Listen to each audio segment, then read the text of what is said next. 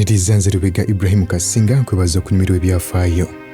Ekitundu kino kikutuusiddwako Lubega Designs abasangibwawo ku Lumu Street mu kibuga Kampala, we yenna ayagala okubeera nga bakutungira amasuuti, kafutons ssaako n'ebirala.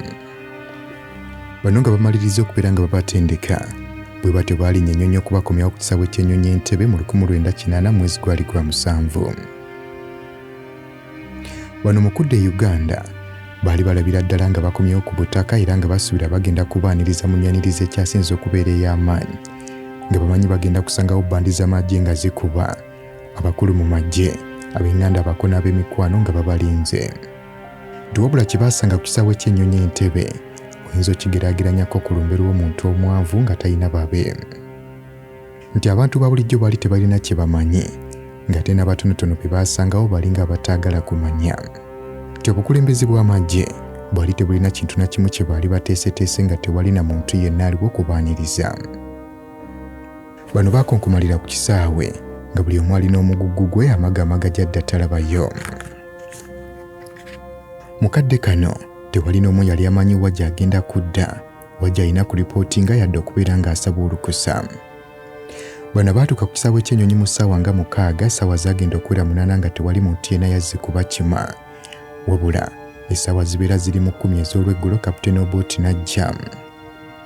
Kapiteeni Obooti ono yava ku General Headquarters bw'atyo n'atuuka n'ebiroole 4.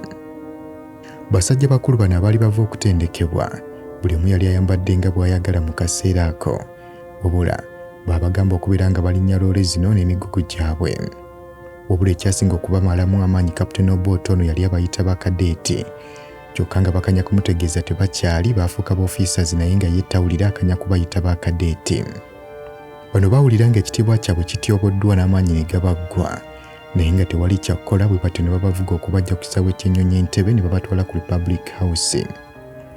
Bano bwe baatuuka ku kitebe baayongerera ddala okukiraba nti balabika bafuuse ekizibu naddala eri abamu ku bakulu mu magye, kubanga kyali kyeragirawo nti abakulu bano baali batidde ekibinja ekipya kino ekireeteddwa olw'ensonga nti batendekeddwako baali bayiva okubasinga, ate n'ekirala nga baali bakyali baana bato abayinza okubeera nga batwala emirimu gyabwe gye baalimu.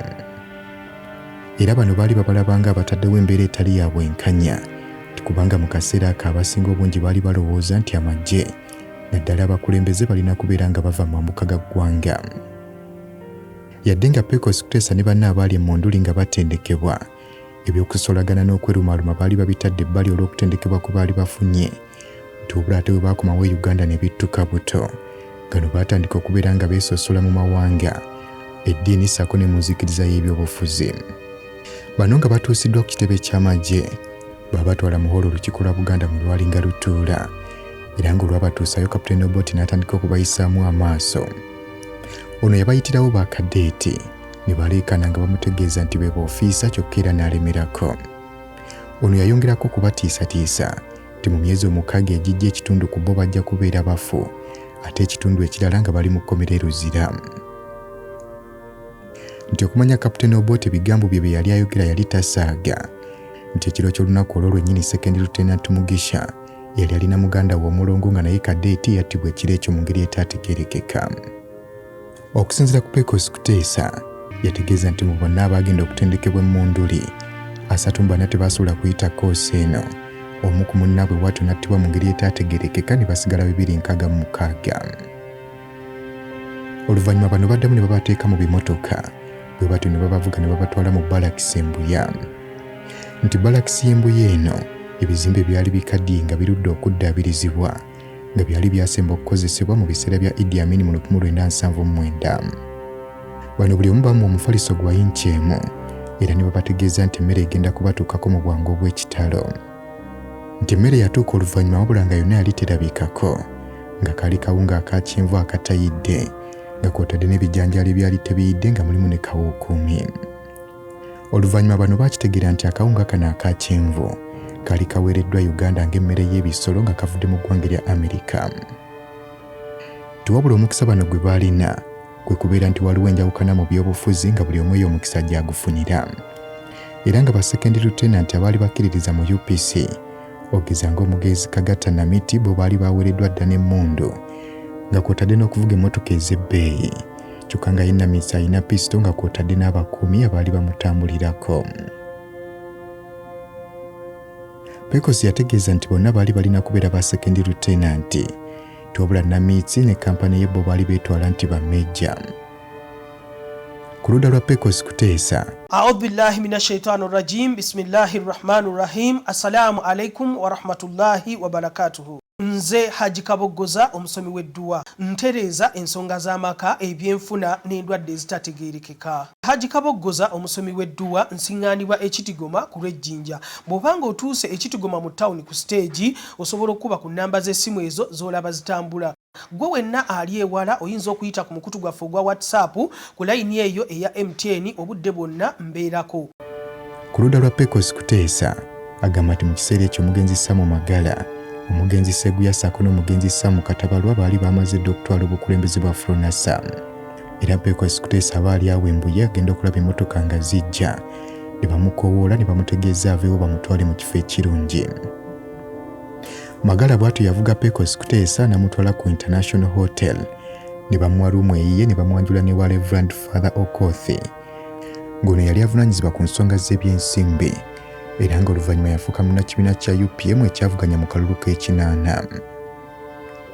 Bw'atyo Father Okoth era ng'akozesa obuyinza bwe yafunira musajja mukulu no Pecos Kutesa akasenga akaali self-contained omwali n'ebbaala nga mulimu omwenge ogwa buli kika. Nti ekiro ekyo musajja mukulu no yakubira ab'enganda bako n'ab'emikwano n'abategeeza nga bwe yakomyewo era nga yadde mu Kampala baali tebateeseteese mukolo gwa wamu kwaniriza abavubuka bano abaali mu kutendekebwa, wabula famirizi zaateekateeka emikolo ku zaalwo.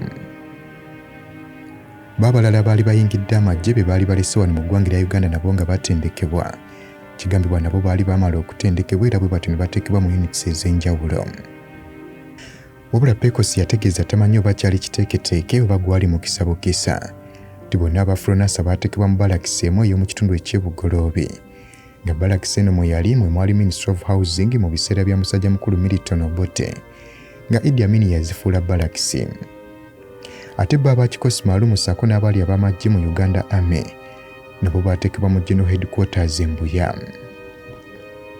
Nti wabula ettaka erigatta balakisi zino zombi liri Bugoloobi ssaako n'Embuya wano balikazzaako Middle East. Nti ab'amagye abaali e Bugoloobi nga be bafronasa baali bagezigezi boogeraageranya ku bannaabwe abaali ab'Embuya. Nti era abakulu bano abakikosi maalumu kigambibwa nti bo baali bakambwekambwe nga n'olulimi bakozesa lugumu ng'era wabeerawo kye beetaaga bakifuna mu mbeera yonna, abawala ssaako ne ssente nga bakozesa kyonna ekyetaagisa. Wabula ate bo abafronasa kigambibwa nti baali balinamukko ku mpisa entonotono, si lwakuba nti baali beetowaze, wabula lwakuba nti abasinga obungi mu bo okuyingira amagye baali batulugunyiziddwa b'amagye. Nti era kino kye kyaleetera bannakampala okutegeera nga amangu ow'amagye owa Fronasa ssaako n'owa kikosi maalumu